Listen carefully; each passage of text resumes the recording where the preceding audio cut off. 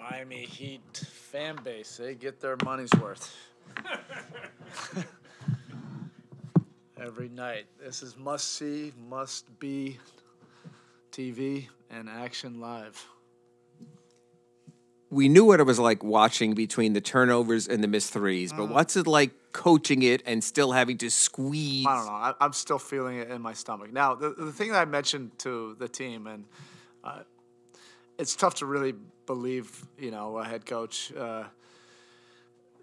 particularly when we came off of a win there where we were mostly in control. That was, yes, we came out with a great disposition, but this is what they've done to everybody all year long.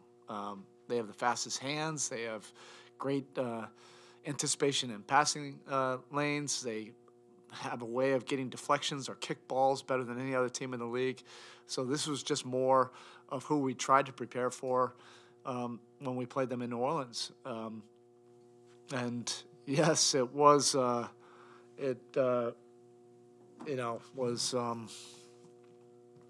taxing, when it feels like it's mistake after mistake, but that's also not giving them credit.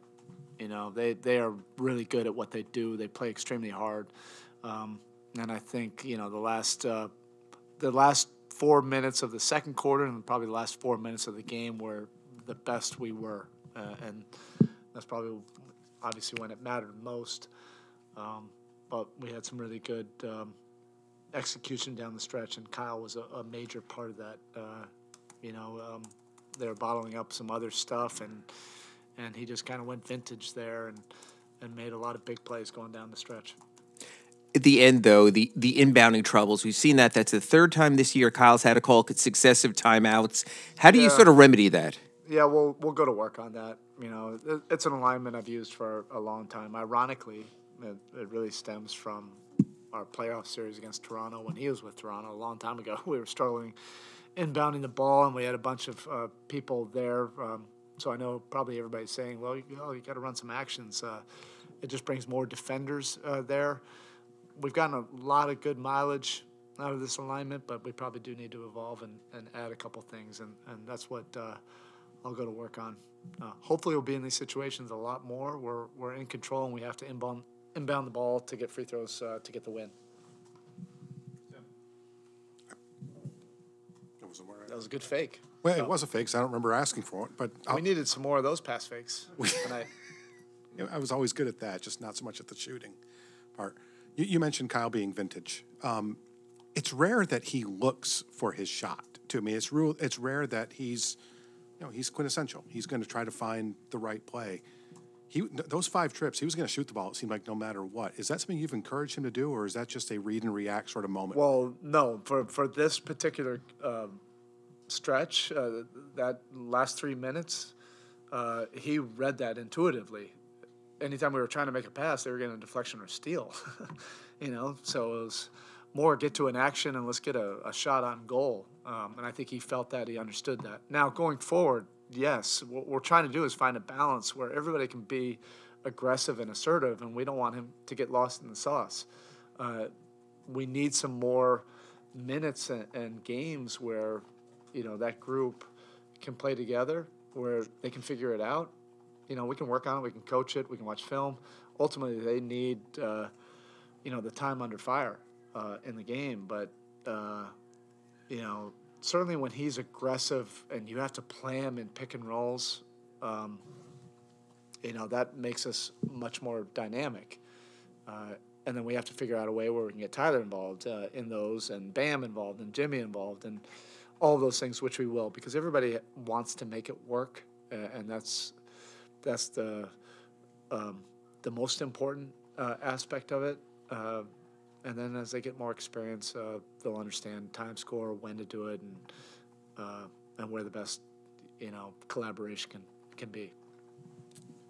Jimmy was doubled again, a good amount for the second straight game. Did you feel like you guys were able to better combat it today, especially in the second half? It was better than certainly Dallas, and good. Like we're going to see this a lot more, and we're just going to continue to get better at it. And anytime we can get 2 on the ball in whatever scenario, We spent a great deal of time early on in the season trying to find a way where we could be more efficient with 2 on the ball when Tyler was handling, and they're trapping him. And we're much improved from where we were last year on that. The pocket pass to Bam, teams will start trying to take away that with a third defender.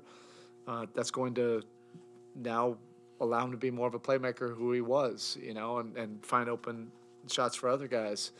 And then same thing with Jimmy. We've gotten a lot of mileage out of his post-ups and ISOs, and they've been so efficient that, of course, teams are going to start to take that away. And, already I saw progress in a matter of 24 hours.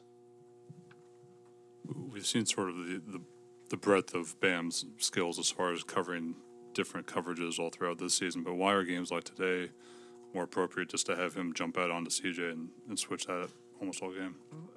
Because he was the point of attack on basically everything they were doing. And there was a couple different reasons. That, number one. Number two, I just liked our activity way better. We seemed to be a little bit more passive at the start of the game when we were playing our normal coverages, which have been very good for us. So it just kind of depends on the game. But the last 4 minutes of the second quarter, we were basically trapping everything, and we were flying around. It's like, okay, that looks good. Let's do more of that. And that's what we got to in the second half. And then, there were some possessions in the fourth quarter where we miscommunicated several times, which we'll be better at. For whatever reason, we weren't totally on the same page tonight with the communications. Some guys were zigging, other guys were zagging. That'll happen at times. I was just as confused as probably the other team. I didn't know what coverage we were in because we weren't necessarily doing the coverage we were supposed to be in. Last question. Tyler, tonight, obviously, he hasn't been hitting the 3-ball too consistently as of late, but he kind of found ways, I guess, past the first line of defense, kind of the floater, the pull-up. I guess, what have you liked, I guess, stuff kind of his reads right past the point of attack? Yeah, that he can make the adjustments in real time during the course of the game. We want him to continue to take those shots, particularly out of Jimmy's post-ups. We have to be really assertive on the catch. You can't miss moments. You can't pass up shots. We probably should have had 40-plus three-point attempts tonight. To be fair, I think we passed up more than a half a dozen when it was coming out of a play. But he made the adjustment to go to other things, and he's just ridiculously skilled, and that floater is not as easy as it looks to the average fan, but it's a strength shot for him, and he's going to find a way to make an impact, one way or another, whether shots are going down. On the road trip, he also made some really great finishes, all the way getting to the rim, and sometimes that'll be playmaking, but he's really starting to evolve to make the right read for that moment. Okay, thank you.